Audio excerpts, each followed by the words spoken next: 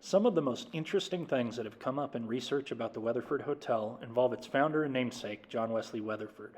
Much has been written elsewhere about his adventures in building a toll road up to the peaks, as well as his association with several vaudeville/movie houses, such as the Orpheum Theater, but we're going to focus on his life as it relates to the hotel.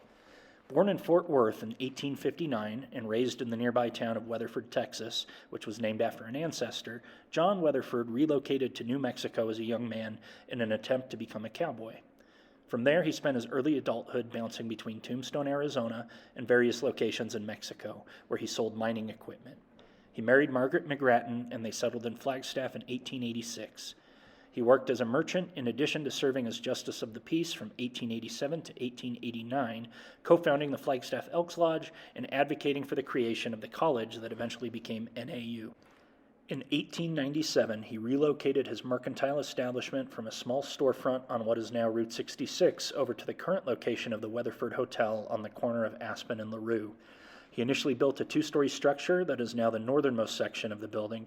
It included a large retail store on the ground floor and an apartment for his family, which by then included son Hugh, born in 1895.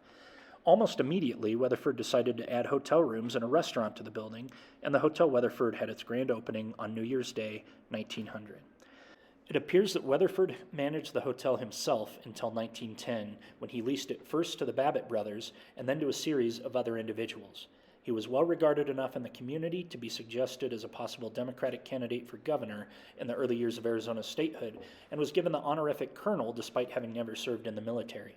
However, anecdotal evidence shows that he lost favor in the Flagstaff community when he ousted Lulu Hall, the well-liked manager of the hotel, from her position in order to place his son Hugh in charge of the hotel. A series of court cases found that he illegally terminated Hall's lease, and while she never reclaimed control of the hotel, the damage was done.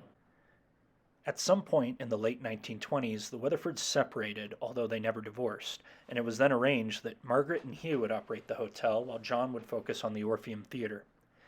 Then the Great Depression coincided with a string of misfortunes, including the hotel balconies burning down, a sensational car crash on the peaks, the toll road project falling apart, and eventually the Weatherford being eclipsed as the most lavish accommodations in Flagstaff by the Monte Vista Hotel.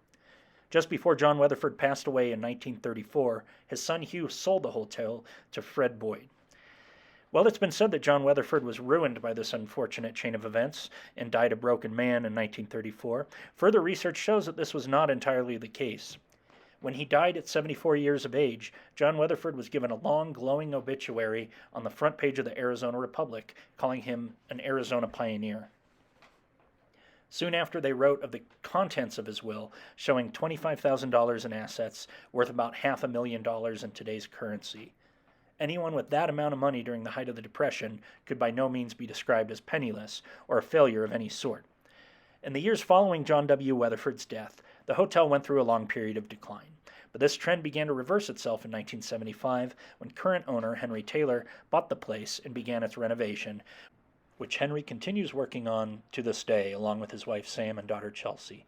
We like to think that Colonel Weatherford would be pleased to see that the hotel that bears his name continues to operate and is arguably in the best condition of its long life. If you're interested in this sort of thing, please stop by the Weatherford Hotel and see for yourself.